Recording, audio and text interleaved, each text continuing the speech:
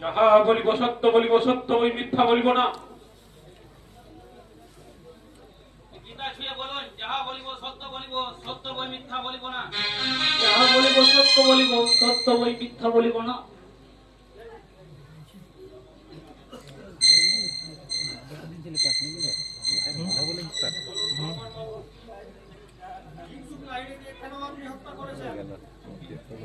ধর্মবতার আমি কিংসুক লাহিড়ীকে খুন করেছি, নিজের হাতে গুলি করে হত্যা করেছি। আমাকে আমাকে এর জন্য ফাঁসি দেওয়া দরকার। আমি মহামান্য আদালতের কাছে করজোড়ে অনুরোধ করছি, আমাকে যেন ফাঁসি দেওয়া হয়।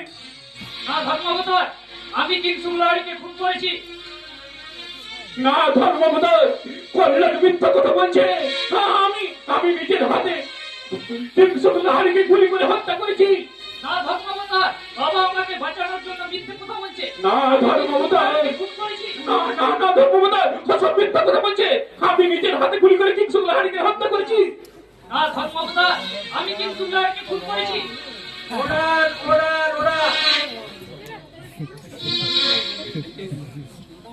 ভারতীয় দণ্ডবিধির ৩০২ ধারায় ভগবান ভট্টাচার্যকে ফাঁসির আদেশ দেওয়া হইল।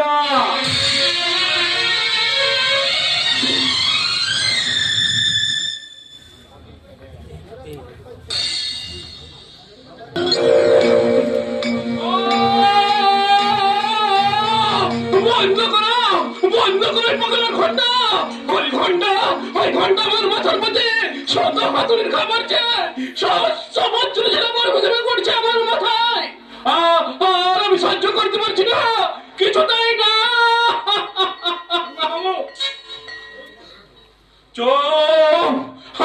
আমাকে আর ওই নামে কেউ ডাকবেন না। ভগবান মরে ভূত হয়ে গেছে গো। ভগবানের আমি পেতে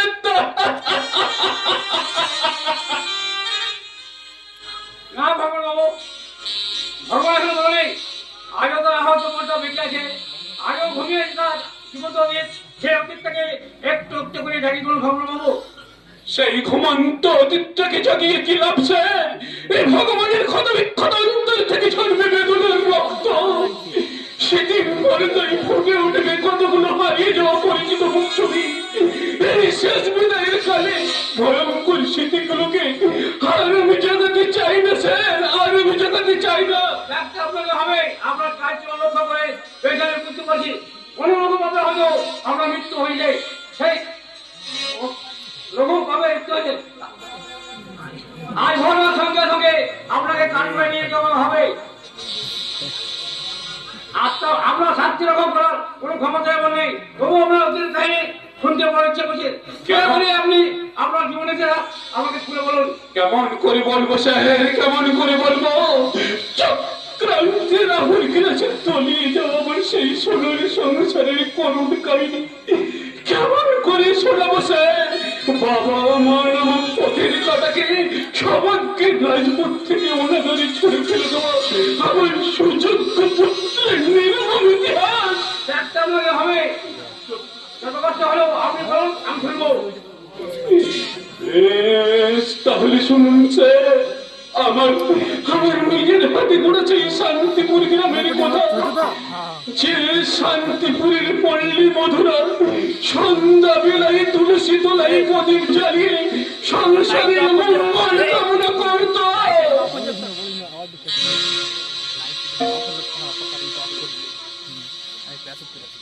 মঙ্গল দীপে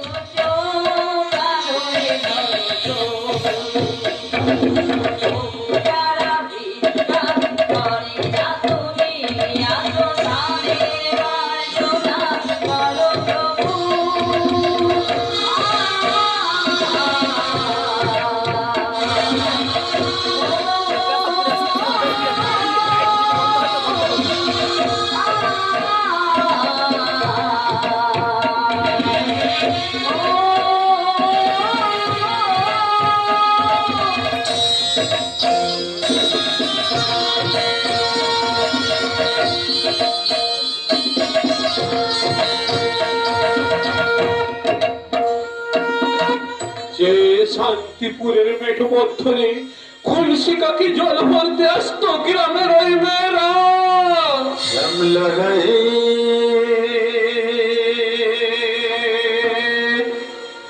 কাজলা মেয়ে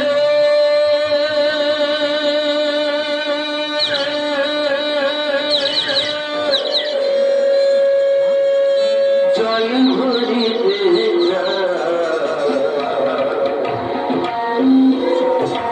ও শ্যামলা গায়ে কাজলা মেয়ে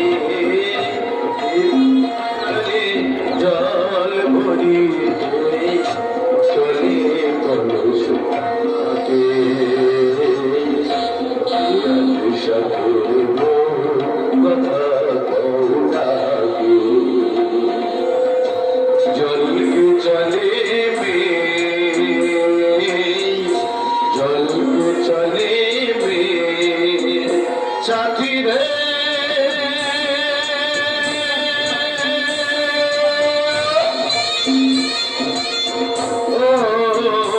ও সাথী লাজুক হাসি ধীর কি হানে কাপড় চোখের ভাগে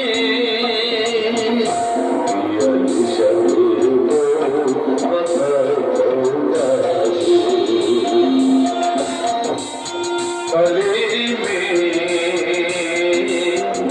জলকে চলে জলকে চলে সেই শান্তিপুরের বুকে নেব লোভ লালসার সর্বগ্রাসী হিংসার আক্রমণ।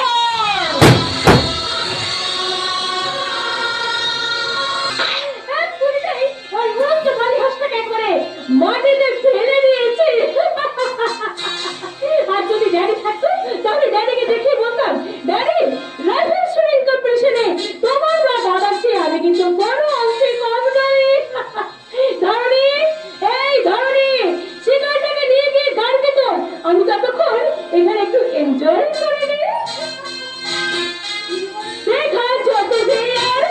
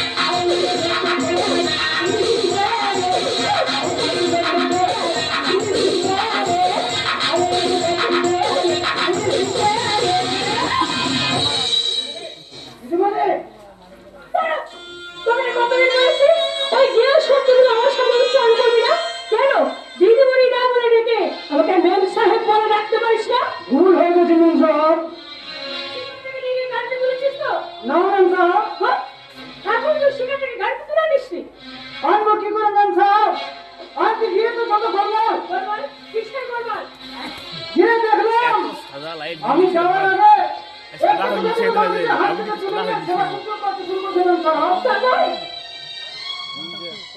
আমি কোয়ালিটি ক্যাপচার করতে লাগছে আমার হাতে তুলে দাও লোকটা আমাকে ধমক দিয়ে বললো তো শিকারটা আমি প্রাণ বাঁচিয়েছি তাই হাতের অধিকার আমার কোনে কোনে রাস্তাটা আমি মাথার খুলে উড়িয়ে দেব তার গায়ের চামড়া কেটে আমি আমার পায়ের জুতো বানাবো তাহলে পায়ের মাপটা দিন ম্যাডাম, জুতো বানিয়ে আমি নিজেই আপনার জন্য পাঠিয়ে দেবো। এই কে তুমি রাসেল এরকম শিকার মেরেছে বলছো? হ্যাঁ ম্যাডাম, আপনার দামি বন্দুক নিয়ে যা সস্তা মাথাটা উড়াতে চেয়েছিলেন, যার গায়ের কালো চামড়া দিয়ে আপনার ওই সুন্দর পা দুখানির জন্য জুতো বানাতে চেয়েছিলেন, আমি সেই রাস্কেল। ওই ম্যাডাম, জুতোর মাপটা দিন। এই বাজে বকবক না করে আমার শিকারটা ফিরিয়ে দেবে কিনা তাই বলো। আপনার খেয়ালে মনে শখ মেটাতে নিষ্ঠুরের মতো যাত্রা নিতে চেয়েছিলেন, বহু কষ্টে সেবা দিয়ে আমি তার প্রাণ বাঁচিয়েছি, তাই ওই হাঁসটার উপরে একমাত্র অধিকার শুধু আমার।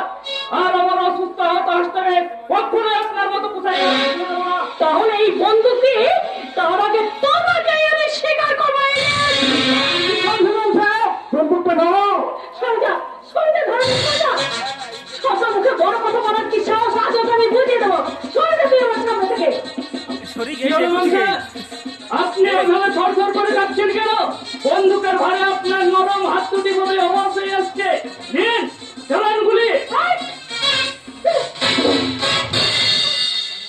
পারলে না তো হাতে বন্দুক থাকলে গুলি চালানো যায় না ম্যাডাম। তার জন্য হিম্মত চাই, হিম্মত। আমাকে তো আমার সেখান থেকে ফিরে নেবে, ফিরে তাই বলো। আমার বন্দুকটা ফিরে দাও। এই বন্দুক আমি থানায় জমা দিয়ে আপনার রিপোর্ট করবো। এই পুলিশের কাছে বন্দুক জমা করলে ঝামেলা হয়ে যাবে না। তোর বন্দুকের লাইসেন্সে কত বন্দুক নামে রয়েছে? তাহলে তোমার মেম্বারকে বলো এই প্রকাশ চলে বলতে এক লাইসেন্স বিল বন্দুক নিয়ে এক নিরপরাধ ভদ্রলোককে মৃত্যুর ভয় দেখানোর শাস্তি দিতে উনি যেন প্রস্তুত থাকে। যাবেন না বাবু, যাবেন না। হ্যাঁ, আমার রং সাহেব ছেলে মানুষ ভুল করে হয়তো অন্যায় করে ফেলেছে। ওর হয়ে আমি আপনাদের ক্ষমা চাইছি বাবু। আমার রং সাহেবের অপরাধ ক্ষমা করে দিন। ক্ষমা? যার হয়ে তুমি ক্ষমা চাইছো, কই তার তো চোখে মুখে কোনো অনুসূচনার বিন্দু ছায়া আমার নজরে পড়ছে না। অবশ্য বন্দুক আমি ফিরিয়ে দিতে পারি যদি তোমার মেম সাহেব আমার কাছে ক্ষমা চায়। আমি ক্ষমা চাইবো তোমার কাছে? হ্যাঁ। করো না। জীবনে আমি কোনোদিন কার কাছে ক্ষমা চাইনি, আর তোমার কাছেও আমি ক্ষমা চাইবো না। হ্যাঁ, ক্ষমা চাইবেন, হাত জোড় করে ক্ষমা চাইবেন। ঠিক করবেন। আমি জীবনে কার কোনোদিন কার কাছে ক্ষমা চাইনি, আর তোমার কাছেও আমি ক্ষমা চাইবো না। চলো।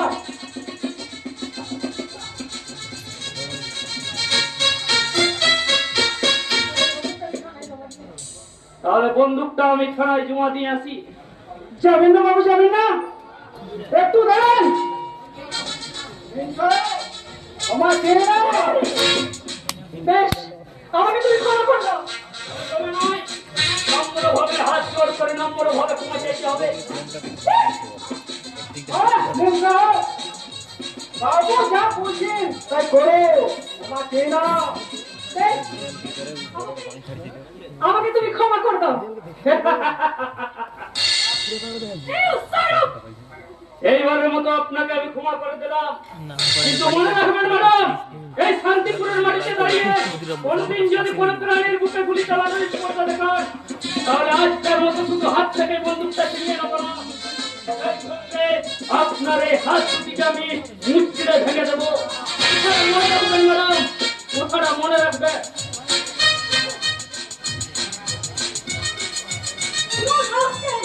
তোমাকে আজ আমি এই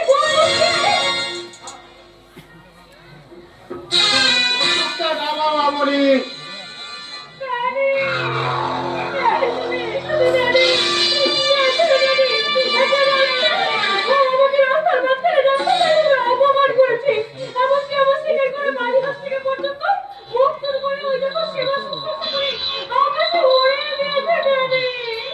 মাঝে মধ্যে এমন একটু একটু অপমান সহ্য করতে হয় রে মামনি। তাছাড়া তুই যাকে গুলি করতে উদ্যত হয়েছিলি সে কোনো সামান্য লোক হয়নি না।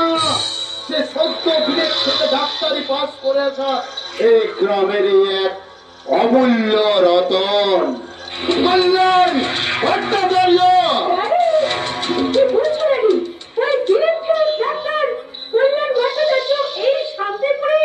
হ্যাঁ রে মামনি, হ্যাঁ।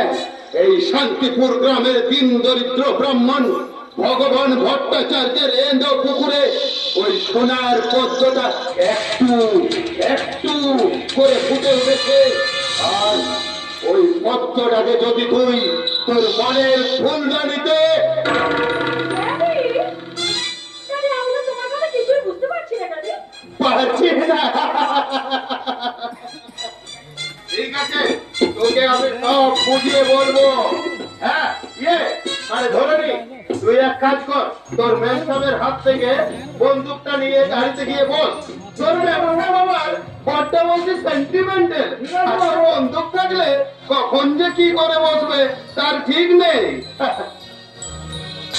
তবে একটা কথা বলুন স্যার, পদ্মফুল তুলতে গেলে হাতে হাতের আগুন লাগতে পারে, সাবধানে তোলো কিন্তু। কি ধরনের কথা বলছো শুনতে পেলে না রে? হ্যাঁ, তোকে যা বলছিলাম, মানে আমি বলতে চাই ওর অপমানটা তুই এত তাড়াতাড়ি ভুলে যাস না। জানিস তো, ওই অপমানের আগুনটাকে মনের মধ্যে তুই আরো দ্বিগুণ করে জ্বালিয়ে নে। তোর শিকার ছিনিয়ে নিয়ে ও তোকে যেভাবে অপমান করেছে তার প্রতিশোধ নিতে তুই স্বীকার করে নে। বাবা হয়ে তোকে আমি আর কি বোঝাবো রে মামু। মানে আমি বলছিলাম ওই মাকড়সার যেমন শিকারকে যেমন আস্তে পিছতে জড়িয়ে ধরে, আই মিন তোর যৌবনের চোখ ফেলে চোখ দেখিয়ে ওকেই তুই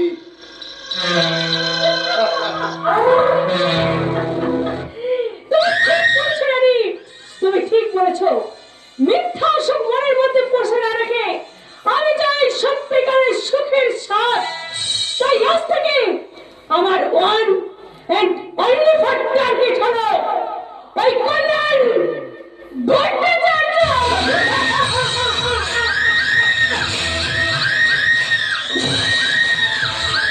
বিপদ ভঞ্জন সংকট তারণ মনি মনোরঞ্জন মুরারি। জাগো জাগো তুমি ধারি, জাগো জাগো তুমি ধারি, জাগো জাগো তুমি ধারি। বিপদ ভঞ্জন সংকট তারণ, বিপদ ভঞ্জন সংকট তারণ মনি মনোরঞ্জন মুরারি। জাগো জাগো তুমি ধারি, ও জাগো জাগো তুমি ধারি, জাগো জাগো তুমি ধারি, ও জাগো জাগো তুমি ধারি, জাগো জাগো তুমি গিরিধারী। বলবো কোথায় গো তুমি? মানে কি হলো কি?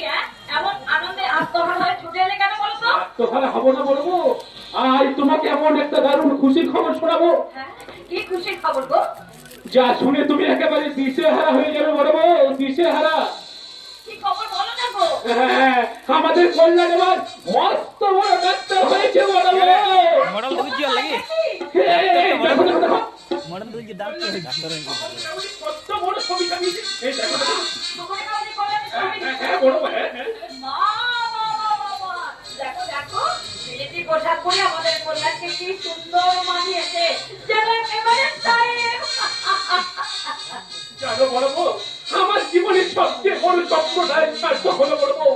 আমি আমার যুদ্ধশাস্ত্রের বিনিময়ে কল্যাণকে মানুষের মতো মানুষ করতে পেরেছি বলবো।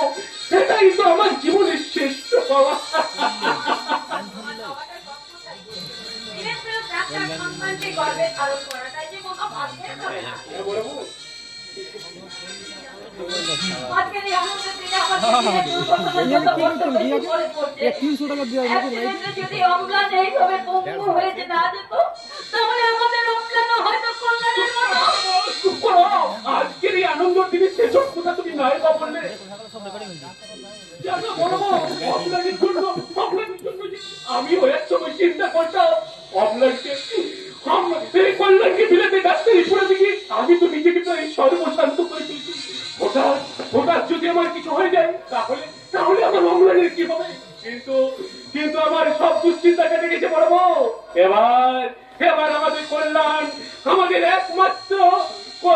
তাড়াতাড়িকে উপযুক্ত ঘরে ঘরে বিয়ে দিয়ে আমাদের অম্লানের দায়িত্ব নেবে বড় বউ। মা! বাবা! মা!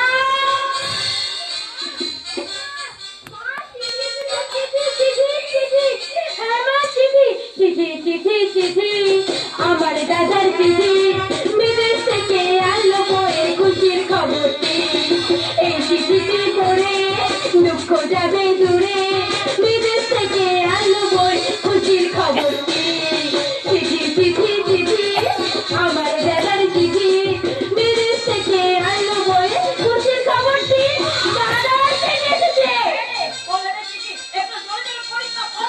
আচ্ছা আচ্ছা করছি। আচ্ছা পূজনীয় বাবা, পত্রের প্রথমে তুমি আমার প্রণাম নিও, মাকে আমার প্রণাম জানিও, মুখপুরি চন্দ্রা আর স্নেহের অম্লানকে আমার স্নেহ জানিও। বড় বউ, দেখেছো কল্যাণ আমাদের একটু কারো কোথায় ভুলেনি বড় বউ। তোমাদের একান্তিক ইচ্ছা এবং প্রাণ ঢালা আশীর্বাদে আজ আমি ডাক্তারি পাস করতে পেরেছি। আমি জানতাম বাবা, আমি জানতাম তুই কি পারবি। তুই সেই ভগবান ভট্টাচার্যের স্বপ্নের আকাশে একমাত্র ক্ষমতা। এবার বাকিটা পরে তো বছর ধরবি। আচ্ছা আগামী 16 জানুয়ারি আমি বাড়ি যাচ্ছি। বাবা, বাবা আজকেই তো 16 জানুয়ারি। 16 জানুয়ারি কি বলে? মানে আজই কল্যাণ মানে হচ্ছে। তার মানে আজই আমাদের কল্যাণ বাড়ি আছে। ওরে বাংলা আর চিঠি করে কাজ নেই, যা তুই বড় গিয়ে পালার সবাইকে জানিয়ে দে।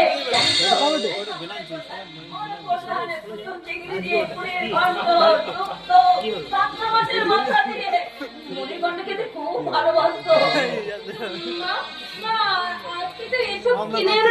বাবার সামর্থ্য নেই বাবা। ভাবছিস কেন রে মা? ভজহরিদার কাছে তো আমাদের ভিটে বাড়িটা বন্ধক দেওয়া আছে, তার কাছে চাইলে হয়তো আরো কিছু টাকা দেবে। বাবা হ্যাঁ রে মা, হ্যাঁ। বাবা কিন্তু কিন্তু সত্যি তুমি সেই বাড়িটাকে ছাড়বে কেমন করে বাবা? আরে ওসব চিন্তা করিস না রে মা, সেসব তো আমাদের কল্যাণ ডাক্তারি পাস করে গেছে, আর আমার কোনো চিন্তা নেই। এবার সে আমাদের সব সব চালিয়ে দেবে। বাবা হ্যাঁ রে চন্দ্রানী, হ্যাঁ, তোর কোনো চিন্তা নেই রে মা, তোর কোনো চিন্তা নেই। দেখবি তোর দাদা বিলেত থেকে আসছে। মা গো মা, মা গো মা, আমি এলাম তোমার কোলে, তোমার ছায়াই তোমার মায়াই মানুষ হব বলে। মা গো মা, মা গো মা, আমি এলাম তোমার কোলে, তোমার ছায়াই তোমার মায়াই মানুষ হব বলে। মা গো মা, মা গো মা, মা গো মা।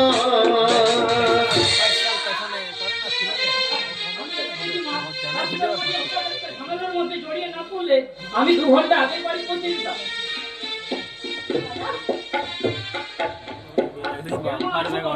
ভালো ভালো, খুব ভালো। তুমি ভালো আছো বাবা? তুমি ভালো আছো বাবা? আমি খুব ভালো আছি। এই করলাম তোর বাইরে এতদিন বাইরে থেকে তোর খুব কষ্ট হয়েছে, তাই না? কষ্ট কোথায় মা, তোমাদের কথা ভাবতে ভাবতে 5টা বছর যে কিভাবে কেটে গেল আমি বুঝতেই পারিনি। ওইভাবে দাঁড়িয়ে আছিস কেন মুখ ফিরিয়ে? বাড়ি এলাম বলে হিংসে হচ্ছে বুঝি? এই হিংসুটি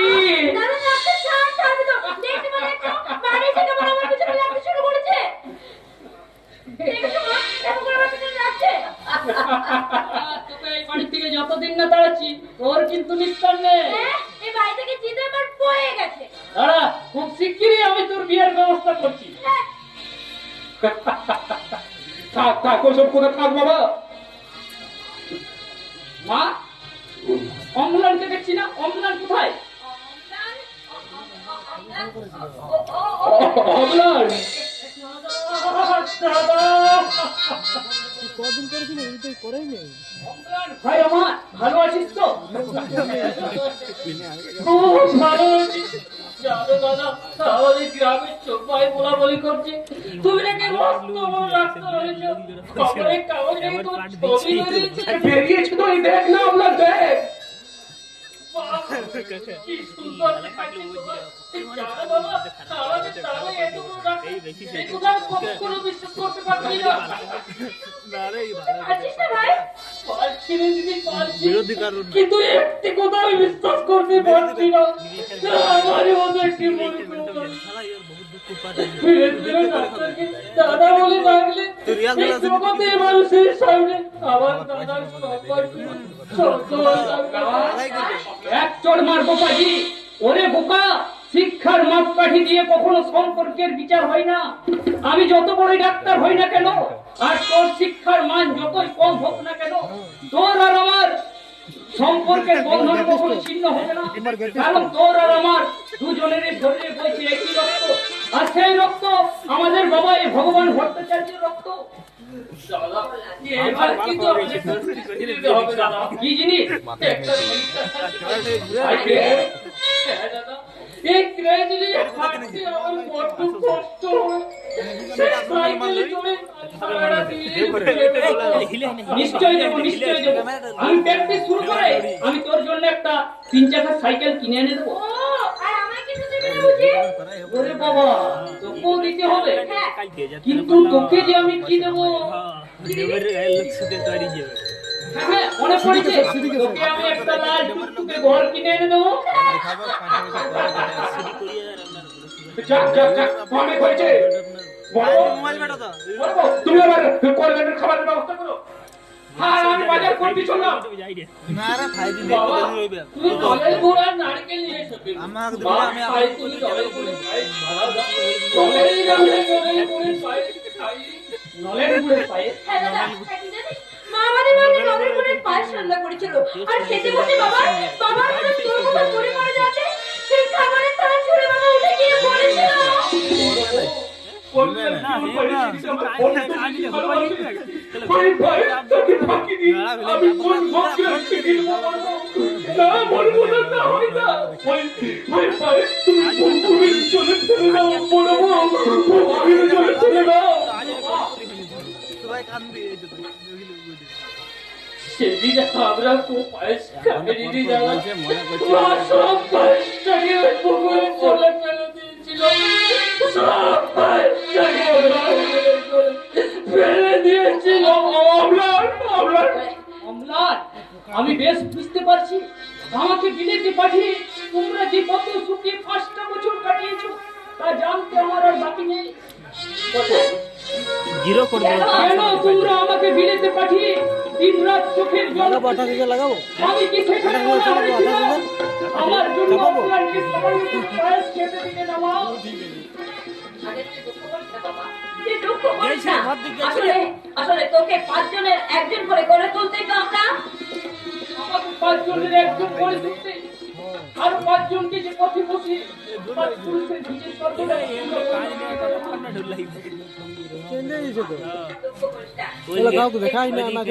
দুঃখ করিস না। দুঃখ করে খালে আজকে আমি তোদের জন্য নলেন গুড়ের পায়েস বানিয়ে দেবো। দেখি দেখি দেখি, এ মা দেখো এত বড় ছেলে হয়ে কেমন কাঁদে। কাঁদে না বাবা, চোখ মুখ চোখ মুখ চোখ মুখ। কি মা? যেগুলো আমার ঠাকুমা তোমার হাতে পরিয়ে দিয়ে বরণ করে ঘরে তুলেছিল, সেই সোনার চুড়ি গাছাগুলো কোথায়? কি হলো মা, চুপ করে আছো কেন? বলো, কোথায় সেই সোনার চুড়ি গাছা? ওসব কথা এখন থাক না বাবা, আগে খাওয়া দাওয়া করে বিশ্রাম নিতে হয়। না বাবা, আগে আমাকে জানতেই হবে। বলো, কোথায় সেই মায়ের হাতে সোনার চুড়ি গাছা? আমি তোকে বলছি দাদা, তোর পড়াশোনার খরচ করতে না পারে বাবা সেই সোনার চুড়ি গাছা বিক্রি করে। আর তার সঙ্গে বাবা আমাদের পুকুর দুটোকে বিক্রি করে দিয়েছে দাদা। চল তুই খাবে। না বাবু না, আজ আমি থাকবো না।